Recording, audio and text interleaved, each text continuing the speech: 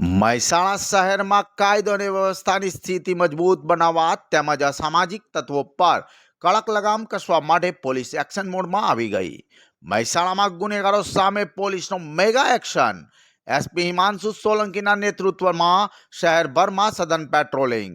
મહેસાણા શહેરમાં સુરક્ષાનો માહોલ વધુ મજબૂત બનાવવા માટે જિલ્લા પોલીસ વડા હિમાંશુ સોલંકીના માર્ગદર્શન હેઠળ આજે પોલીસની મેગા ડ્રાઈવ યોજાઈ હતી।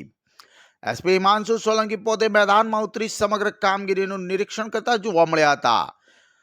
આ વિશેષ અભિયાનમાં ડીવાયએસપી સિટી બ્રાન્ચના પીઆઈઓ સહિત મોટી સંખ્યામાં પોલીસ કાફલો શહેરના રસ્તાઓ પર ઉતરી આવ્યો હતો। શહેરના સંવેદનશીલ વિસ્તારોમાં સઘન ફૂટ પેટ્રોલિંગ કરવામાં આવ્યું હતું, જ્યારે હિસ્ટ્રી સીટરો, રીઢા ગુનેગારો અને અસામાજિક તત્વોની ગતિવિધિઓ પર પણ પોલીસ દ્વારા ચાંપતી નજર રાખવામાં આવી રહી છે।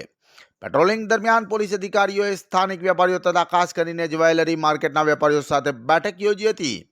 સુરક્ષાના મુદ્દે ચર્ચા કરી। જ્યાં હજુ સુધી સીસીટીવી કેમેરા ન લાગ્યા હોય તેવા વિસ્તારોમાં તાત્કાલિક કેમેરા સ્થાપિત કરવા માટે વેપારીઓને અપીલ કરવામાં આવી હતી।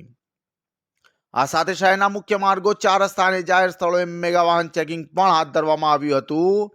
મહેસાણા પોલીસનું માનવું છે કે જનતા અને પોલીસ વચ્ચે વિશ્વાસ વધે, લોકો સુરક્ષિત અનુભવે અને ગુનાખોરી પર નિયંત્રણ રહે તે માટે આ પ્રકારની ઝુંબેશ સતત ચાલુ રહેશે।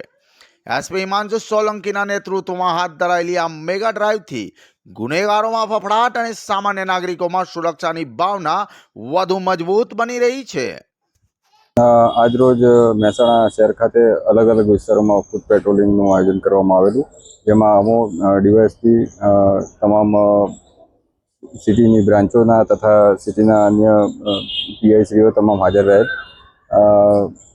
વાહન ચેકિંગ દરમિયાન પણ રાખવામાં આવેલું છે। આ ઉપરાંત જેટલા પણ HSMCR વિસ્તારના છે એ તમામને પણ ચેક કરવાનું એક આયોજન કરવામાં આવેલું છે। ફૂડ પેટ્રોલિંગ દરમિયાન અલગ અલગ મુદ્દાઓ પર ચેકિંગ કરો। ફૂડ પેટ્રોલિંગ દરમિયાન ત્યાંના લોકલ જે વેપારીઓ છે એમની સાથે પણ મુલાકાત કરવામાં આવેલી। ધારો કે જ્વેલરીના માર્કેટ છે, તો જ્વેલરીના માર્કેટોમાં ઘણી જગ્યાએ ત્યાં આગળ કેમેરા, સીસીટીવી કેમેરા જોવા મળેલ નથી, તો વેપારીઓ સાથે ચર્ચા પણ કરવામાં આવી અને વહેલી તકે એ લોકો કેમેરા લગાવે, એમની સુરક્ષા માટે જે કેમેરાઓ જરૂરી છે એ અંગે પણ એમની સાથે ચર્ચા કરવામાં આવી। ફૂડ પેટ્રોલિંગનો હેતુ અસામાજિક તત્વો છે એમને એ કરવા ઉપરાંત લોકો સાથે સંવાદ થાય, અમારી વાત અમે એમને કરી શકીએ, એમની રજૂઆત છે અમે સાંભળી શકીએ, એની માટે ફૂડ પેટ્રોલિંગનું આયોજન કરવામાં આવેલું હતું। ફૂડ પેટ્રોલિંગ ઉપરાંત વાહન ચેકિંગ માટે પણ અલગ અલગ પોઈન્ટ આજે નક્કી કરેલા છે।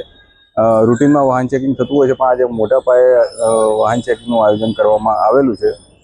નંબર પ્લેટ વગરની ગાડીઓ છે, ફેન્સી નંબર પ્લેટ હોય, ઉપરાંત કાળા કાચ હોય, પીધેલાના વધુમાં વધુ કેસીસ થાય, હથિયાર સાથે કોઈ વ્યક્તિ મળે, આ તમામ મુદ્દાઓ ઉપર વધુમાં વધુ કેસીસ થાય એ માટે એક સાથે કાર્યવાહી કરવામાં આજે રોજ આવવાની છે। આ ઉપરાંત અલગ અલગ ટીમો છે, HSMCRને પણ એક સાથે ચેક કરનાર છે। આમ મોટા પાયે એક સાથે જ તમામ ટીમો એક ઝુંબેશ તરીકે આજે કામગીરી કરનારા છે।